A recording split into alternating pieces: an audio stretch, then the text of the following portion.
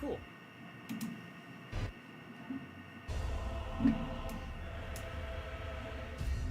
Very cool. Very cool. Thank you for watching, everybody.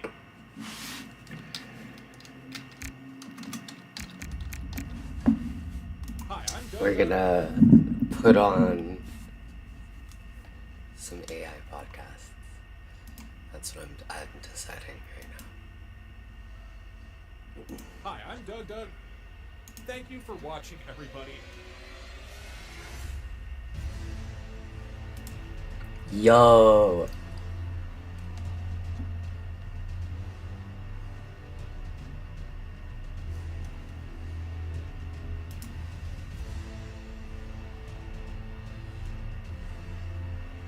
Let's unpack this. We're diving into a topic that it really sits right at the intersection of mundane, everyday medicine and, well, extreme psychoactivity. Mm-hmm. It's a topic you probably never realized holds the key to one of the most powerful and, frankly, accessible dissociative experiences known. Right. We are talking about dextromethorphan, or DXM. You might actually have a bottle of it sitting in your medicine cabinet right now. Oh, almost certainly. It's the active ingredient in dozens of, widely available over-the-counter cough and cold remedies. It's this ultimate Jekyll and Hyde scenario, isn't it? It truly is. What are you talking Pharmaceuticals, about? it's a class Jekyll of- and Hyde. What starts What? as a simple antitussive of a cough suppressant is when the dosage is pushed far beyond therapeutic bounds. It's transformed into one of the most powerful and honestly dangerous dissociative drugs you can get without a prescription. And our source material today is all about exploring this counterintuitive world. We are taking a deep dive into the history, the mind-bending neurochemistry, and the genuinely terrifying psychological experiences that high doses of DXM can generate. Yeah. We're talking about feeling like you're watching yourself in a third-person video game, total ego death, and the complete loss of your concept of time and self. And if we connect this to the bigger picture, the danger isn't just the drug's inherent potency, which is significant. It's the hidden nature of that potency. Hidden hell. Well, in therapeutic doses, it's safe, it's predictable, effective, but in recreational amounts, the systemic toxicity is extreme, especially because users often inadvertently ingest massive overdoses of other active ingredients. The stuff that's Actually. packaged right alongside the DXM. Exactly, in those common cold preparations. So our mission here is to move past the simple label of cough syrup and really understand the mechanism behind this radical transition. We need to explore those unique, often I need to disturbing finish, get to work. psychological experiences it reliably generates. From out-of-body sensations to full-blown acute psychosis. Right. We want you to walk away from this understanding exactly why this commonplace drug is anything but common when it hits the brain's deepest architecture. Let's do it. So let's begin by establishing its day job, its respectable identity. For most of the world, what exactly is DXM in the pharmacy aisle? Okay, so dextromethorphan is classified as an over-the-counter cough suppressant.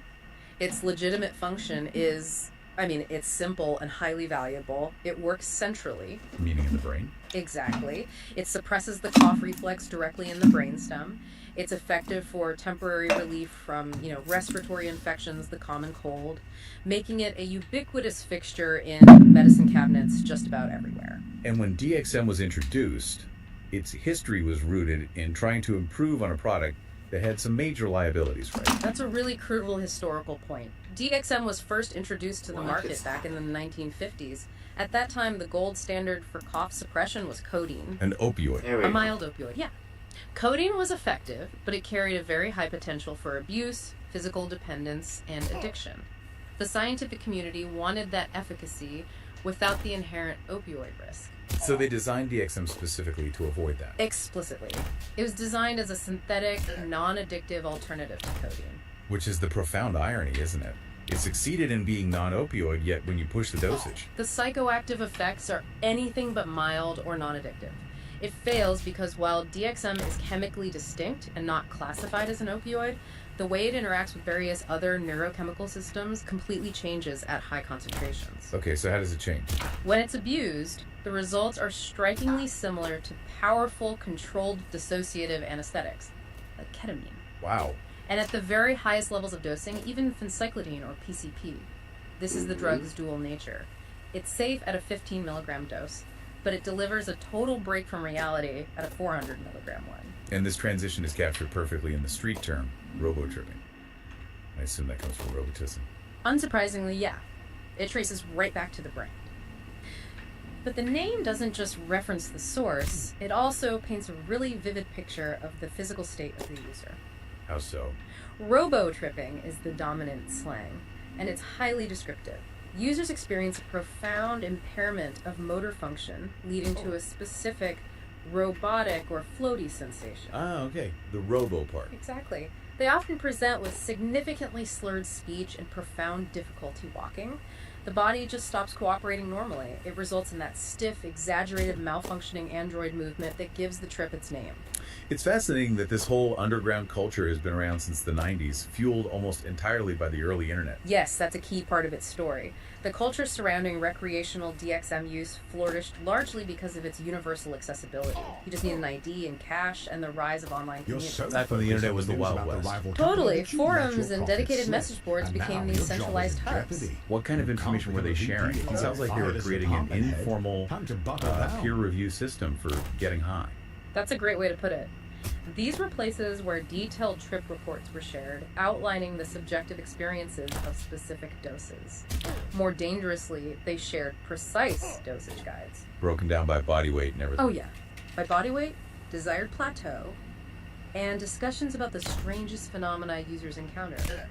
This communal knowledge system has, for decades, formalized what would otherwise be a random dangerous experiment. So it made it accessible over the counter and highly structured in its illicit use. Right, and that allowed the culture to just persist across generations of users who found their entry point through a simple web search. So let's get into the core science. The neurochemical engine that lets this cough medicine hijack your perception. It all starts with the basic mechanism of dissociation. It does. To understand the trip, we have to understand how DXM is classified. It's in a pharmacological class called dissociative anesthetics. And these substances all share a primary mechanism.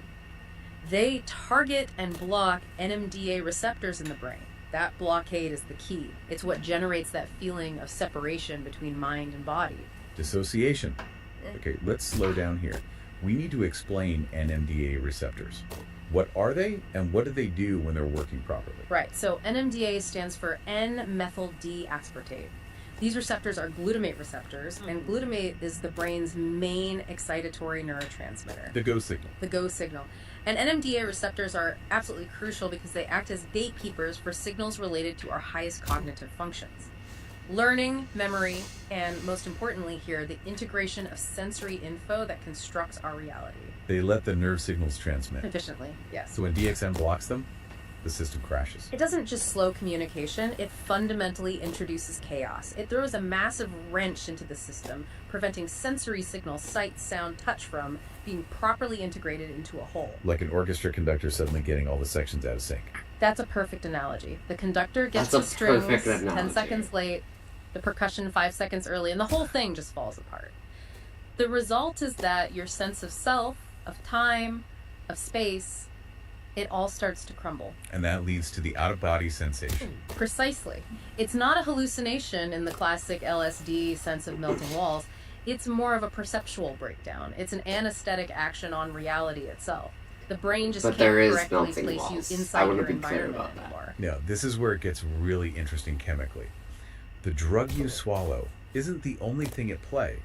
We have to talk about the metabolite. This is maybe the most critical nuance of the DXM experience. Once you consume DXM, it's not actually the DXM that's doing most of the heavy lifting. The liver gets involved. Immediately, the liver gets to work converting it into its main active metabolite, which is called dextrorphin, or DXO. And what's the difference between the two?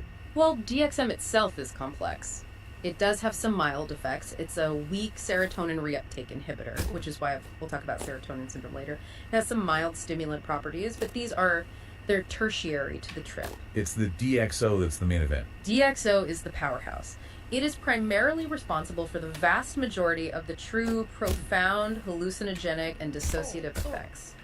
It's a much more potent NMDA receptor blocker than DXM itself. So the nature of the trip depends on the ratio of DXM to DXO in your blood. Profoundly. At any given moment, that ratio dictates the experience. And this ratio, our sources note, can be manipulated by the product itself. Right, instant release versus extended release. Exactly. You have instant release formulas like pills or thin syrups, which lead to a very fast conversion to DXO. That's a quick, intense trip. Then you have extended release like Delsym. The thick stuff. Right, the suspension. The conversion is slower, more sustained, and it results in a much longer, more drawn-out trip.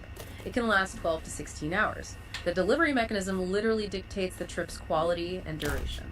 That makes sense. But let's go deeper into the unpredictability. Even if two people took the exact same pill, their experience could still be wildly different. This brings us to the CYP2D6 enzyme. This is one of the most critical and potentially lethal factors in DXM abuse. The enzyme CYP2D6, cytochrome P450-2D6, is a workhorse in the liver's metabolic system. And it's the one responsible for breaking down DXM into DXO. Primarily, yes, it's the bottleneck for the whole process. And genetic differences mean our bodies handle this very differently. A biological lottery. Precisely. Genetic variability means people fall into distinct metabolic categories. For instance, about 5 to 10% of Caucasians, but also other populations, are considered poor metabolizers. So their bodies process it really slowly. Extremely slowly due to low activity of that CYP2D6 enzyme. And what does that mean for the trip? For a poor metabolizer, a dose that a normal person might find mild can lead to a dangerously long and intensely strong trip. The drug just stays active in their system for way too long. And on the other end? You have ultra-rapid metabolizers who break it down so quickly they might need massive toxic doses just to feel anything, which leads them to ingest physically dangerous quantities. Is you could have two friends split a product. One has a gentle 6-hour experience, and the other spirals into a terrifying 20-hour odyssey. Simply because of their inherited liver chemistry. It is the ultimate hidden risk, and it contributes significantly to the overdose risk. And this leads to some really dangerous behavior, right? People trying to manipulate their own metabolism. It absolutely is playing with fire, and it's well documented online. Users have learned that specific common substances can inhibit or block the function of CYP2D6. Like grapefruit juice, I've read. Grapefruit juice is the classic example. They do it to dramatically increase the intensity and extend the duration of the trip, essentially trying to turn themselves into temporary poor metabolizers. But that has to just exponentially raise the risk. Significantly. When you inhibit the clearing enzyme, even a dose you thought was safe can lead to dangerously high systemic exposure. Your body can't clear the drug, and the high-dose physical effects get amplified. It turns a risky behavior into a reckless gamble. Okay, we've established the chemical foundation. Let's get into the subjective experience, Right. which is organized in this really specific way. The 4 plateaus, it's not just a linear increase in effects. No, not at all. The plateau system is one of the drug's defining characteristics, and the shift between them can be abrupt and jarring. So let's start at the bottom. First plateau, 100 to 200 milligrams. What did that feel like? The first plateau is the mildest. At this dose, users often describe a feeling kind of like a mild stimulant high, Okay. coupled with a slight euphoric body buzz you might get from alcohol. It's characterized by more energy, sociability, euphoria. It's arguably the most recreational stage because the dissociation is still very subtle. You're still grounded in reality. Fundamentally, yes. You might feel a bit floaty, but that's about it. Then you move up, maybe double the dose, and you hit the second plateau. Right, 200 to 400 milligrams. This is where the dissociation really takes hold and starts to impair function. Users report a distinctly drunken feeling, but it's not like alcohol. How is it different? Movement feels wavy, rubbery, sluggish. Coordination is definitely impaired. You might start to get subtle visual distortions, like things shimmering or breathing, but the experience is mostly that sluggish, dissociative euphoria. And the third plateau, 400 to 600 milligrams. This sounds like the point of no return. This is where things get truly serious. This is the high plateau zone of full dissociation. Users reliably experience intense out-of-body sensations. Completely disconnected from their physical form. Completely. Prominent visual hallucinations are common geometric patterns, shifting landscapes, and the user might feel a sense of overwhelming spiritual or existential importance. The effects here are firmly in true hallucinogenic territory, similar to a moderate dose of ketamine. And finally, the fourth plateau, beyond 600 milligrams, the most dangerous zone. Beyond 600, sometimes called the sigma plateau, you enter an extreme dissociative state. This involves a total, profound loss of connection with your body and your surroundings. It's gone. Gone. Profound, totalizing hallucinations dominate, and critically, users frequently experience ego death, a complete loss of identity, self-awareness, personal history. This level is often compared, and not favorably, to a high dose of PCP. Motor control, thought, and reality are just completely fractured. Which brings us back to those bizarre physical effects. Yeah. Robotic movement. Why does a cough syrup make people move like a malfunctioning android? The robotic movement is iconic because it stems from DXM severely interfering with the neurological systems for motor control, primarily the cerebellum and the inner ear. You get people stumbling around stiffly. Dragging their legs in these slow, exaggerated steps. Our sources describe it vividly moving like a malfunctioning android, or struggling as if the body's operating through a clunky, laggy digital interface. The frame-by-frame description. Like a glitchy video game. Exactly. Simple actions like turning your head feel like they take an eternity. There's a visible delay between the mental command and the physical execution. Yeah. Your arms and legs feel heavy, disconnected, numb. Like gravity is doubled. That's a very common description, yeah. As if the planet's gravitational pull has suddenly doubled, and the drug messes specifically with the inner ear, the vestibular system. Which controls Show up to the balance. country That's right. club The wearing inner a ear disruption is $3,000 severe. suit. It's why standing Like an upright idiot. often becomes The other impossible VPs at the laughing third for and fourth dressing like plateaus. such a peasant. Users have to crawl or just lie down to avoid falling.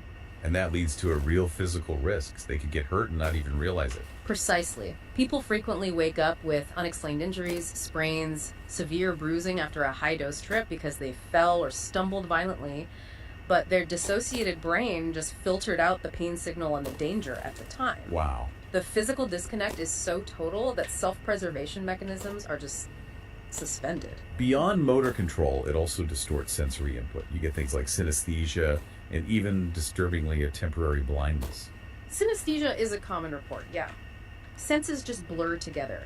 Users report things like tasting the color blue or hearing the texture of the carpet.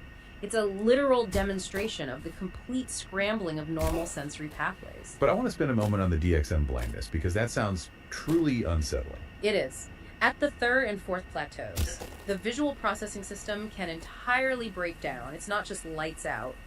Users report black splotches appearing in their peripheral vision, slowly growing until the whole visual field is gone. Or like TV static? Exactly. Overwhelming visual static, like a broken analog TV. The brain, overwhelmed by the chaos, essentially stops bothering to construct a coherent visual field. It leads to a temporary state of actual blindness. And the most bizarre part is the user's reaction to going blind. That's the chilling detail. The reports consistently show that users who experience this often remain incredibly calm. There's no panic, they just accept it. The reason that it's just part of the trip or the computer code hasn't loaded the visuals yet, They realize the danger after the fact. only when they sober up hours later. It just shows the terrifying depth of the dissociation. The self is so detached that it doesn't even recognize a fundamental threat like sudden blindness. Okay, so having explored the physical breakdown, we need to move into the internal world of the high-dose trip. This is where it gets intensely strange. Yes, often indistinguishable from acute psychosis or profound spiritual crises. Let's start with the altered perception of self, which seems to be the most reliable psychological marker. The feeling of watching yourself from a distance, The third-person perspective. the infamous third-person perspective, and it is a consistent report. It's not just feeling emotionally detached, it is the literal sensation of the mind exiting the body and spectating from an outside vantage point. Like a video game camera. Often described exactly like that. Slightly above and behind the physical body, like an external floating camera following them around. Which must make controlling your body feel incredibly disorienting. It's the perfect analogy of trying to remote control a poorly calibrated robot. Movements feel heavy, clunky, laggy. One user described it as being a malfunctioning AI that's gained consciousness but can only control the body via outdated inputs. Even your own voice sounds small. Right, like you're listening to a distorted, delayed recording of yourself. For many, this triggers intense existential dread, a sudden panic that questions their fundamental control over their own existence. But the ultimate expression of this is the DXM hole. The equivalent of the K-hole, but different. Far more chaotic and existentially overwhelming, typically.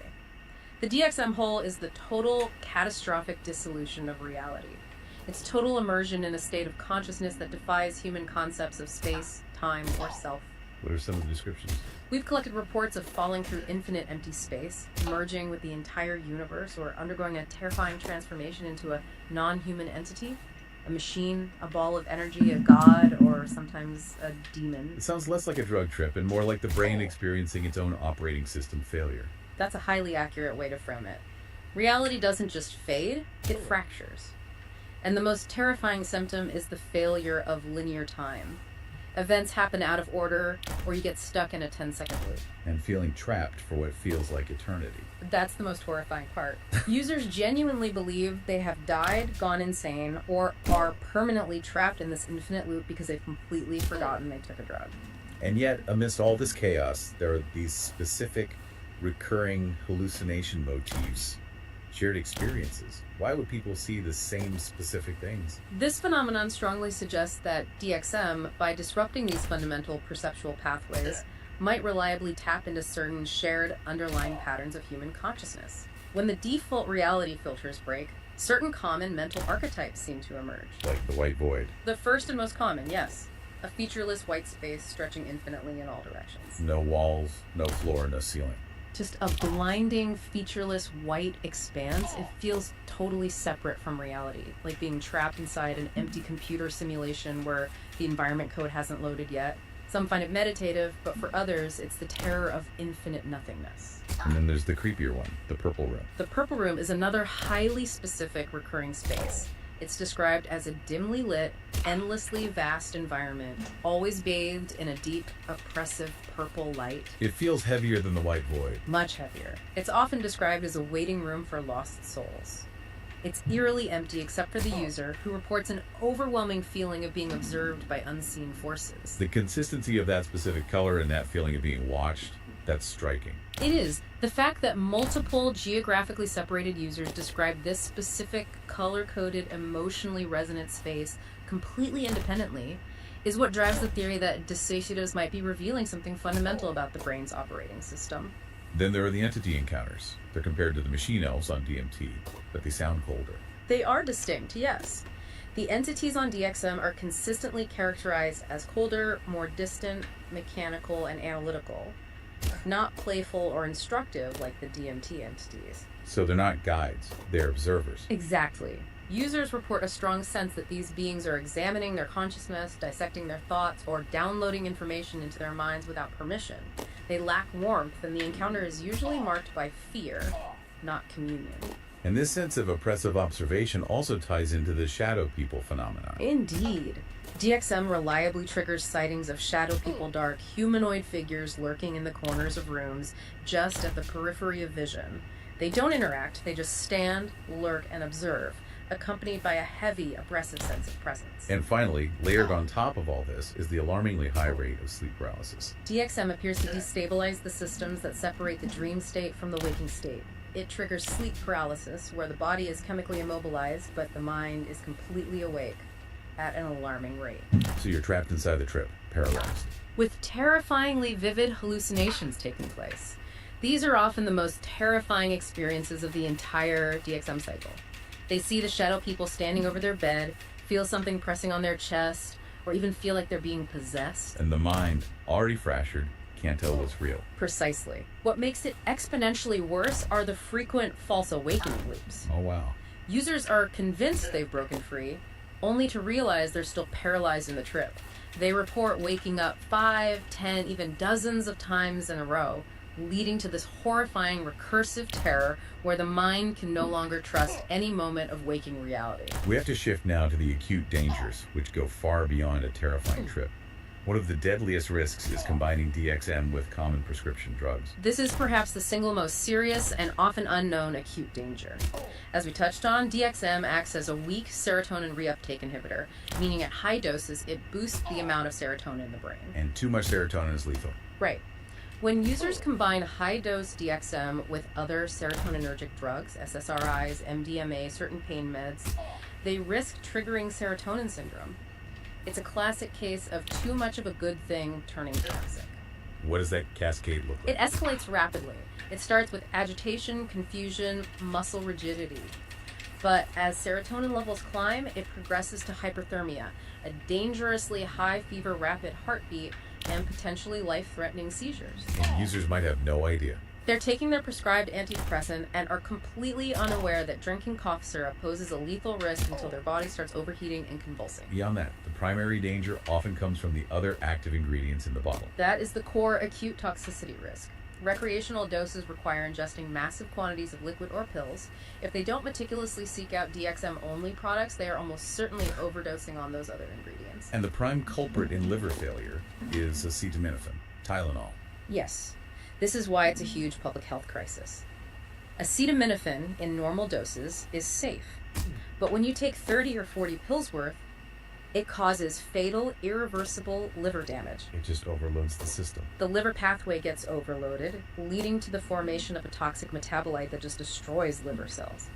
Users are essentially poisoning their liver, potentially needing an emergency transplant or dying from catastrophic liver failure. What about the other components? Guaifenesin, an expectorant, causes severe nausea and projectile vomiting, which is unpleasant but can actually save the user from a higher dose. More dangerous are the antihistamines, particularly in products nicknamed triple Cs. Corsi. Right. At high doses, those antihistamines can become profoundly toxic, causing delirium, severe tachycardia, and potentially fatal cardiac arrhythmias. And pushing the DXM dose itself into the extreme highs that carries its own dangers. When users push past 1,000 milligrams, the sheer neurochemical intensity starts to mimic the most dangerous effects of PCP. At this level, users report complete loss of body control, severe agitation. A total disconnect from reality. And this often leads to violent behavior, either toward themselves or others, and often results in total amnesia about what they did. They can become a public safety hazard. Okay, moving from acute risks to the chronic long-term consequences. The sources talk about a psychological dependence that's different from, say, opioid addiction. DXM dependence is primarily psychological, yeah. It's rooted in the user chasing escape, numbness, a total disconnection from their emotions. It's an addiction to dissociation. And tolerance builds fast. Rapidly. Forcing long-term users to escalate to hundreds, sometimes thousands of milligrams daily just to achieve that basic numbness they crave. And the cost is that normal reality starts to feel unbearable. Exactly. When they attempt sobriety, they report that normal life feels gray, dull, or numb. It's as if years of high-dose use have permanently rewired their emotional baseline. Quitting is hard because they fear being fully present in reality they've spent years chemically erasing. This chronic abuse is also tied to potential brain damage. What are the specific symptoms being reported? The reports are highly consistent. Extreme, persistent brain fog, poor memory, severe difficulty concentrating, and often lingering impaired motor function. Some users describe it as resembling early onset dementia. And why do researchers think this happens? The concern centers on the prolonged, repeated blocking of those crucial NMDA receptors. The hypothesis is that this extended blockage causes persistent neural pathway dysfunction. The neural highways for clarity and memory have been so violently disrupted that the user is left stuck in a semi-dissociated, foggy state even when sober. And the psychological fallout can also manifest as psychosis or permanent perceptual changes. Yeah. DXM psychosis is a serious sequela. How much longer This is involves that? delusions, profound paranoia, and hallucinations. Oh, not very persist much long longer. after Okay, drugs well, have I'm been done tested. after that. Users may develop 'Cause unshakable this is psychotic stupid. beliefs I hate this that they've game. unlocked This hidden game's knowledge, stupid. or that they're permanently trapped in a simulation. And the visual disturbances can linger indefinitely. HPPPD. Hallucinogen persisting perception disorder, yes, it's a documented consequence. They experience lingering visual distortions that are always present. Visual snow, ghosting trails, halos around lights. They have this pervasive, terrifying sensation of being slightly tripping all of the time. The trips themselves can also cause trauma. This is dissociative PTSD. Users who survive those terrifying high-dose experiences, the DXM whole psychotic breaks, develop classic trauma symptoms. Flashbacks, intense anxiety, panic attacks. The mind feels permanently stretched, often leading to a chronic fear of sleep itself. Finally, there's the most serious suspicion that DXM might trigger a much more severe mental illness. That's the deepest concern. Chronic abuse of any potent dissociative may trigger latent schizophrenia in genetically vulnerable individuals. The symptoms of high-dose DXM use disorganized thought, paranoia, feeling of external control, closely mirror the early onset of psychotic illness. It could kickstart the full progression. In those already genetically at risk, yes, it is the definition of a high-stakes medical gamble. So to wrap this up, What stands out when we synthesize this deep dive is just the unique paradox of DXM. You have extreme psychoactive potency hidden behind the banal accessibility of a legal household product. The key takeaway for you, the learner, is recognizing that safety is entirely dependent on dosage and context. and the context of recreational use is inherently dangerous. Because of metabolic variability and the high risk of fatal combinations, it's truly shocking that the difference between a therapeutic cough suppressant and a drug that, at high doses, acts like PCP is just the turn of a measuring cup. Its accessibility doesn't negate the danger. Not at all. We've detailed how it throws this fundamental wrench into the NMDA receptors, how that can be compounded by genetics and other ingredients. The plateaus, the robotic movement, the blindness, the chronic damage. It makes it a distinctly dangerous phenomenon. Which brings us to a final provocative thought to leave you with. We've covered these highly specific recurring hallucination motifs. The white void, the purple room, the encounters with cold, mechanical entities. That feeling of reality glitching out like a broken simulation.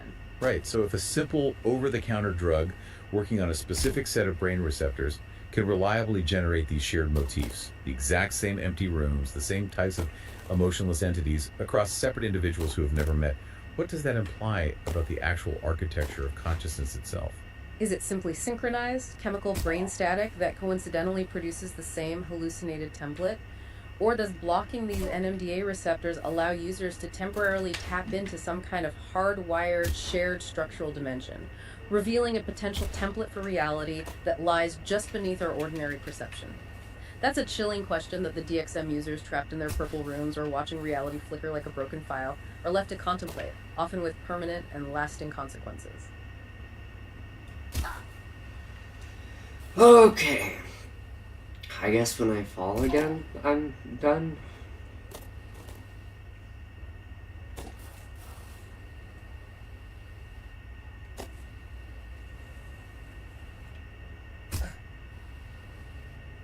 Or when I make it to the next room.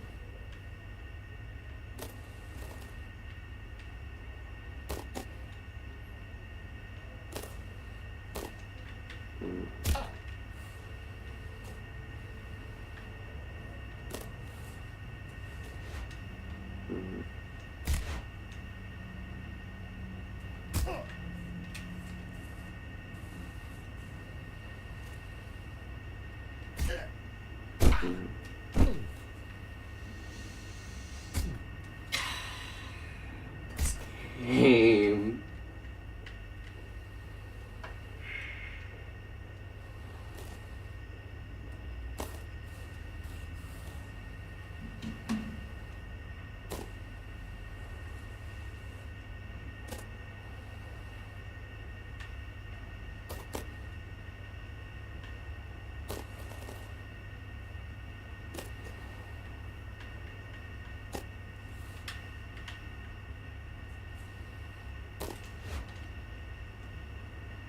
There we go.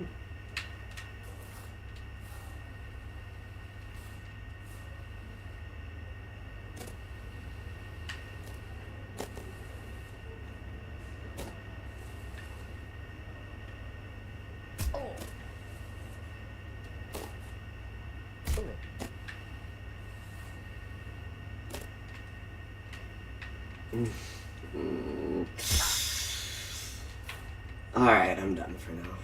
I'm done for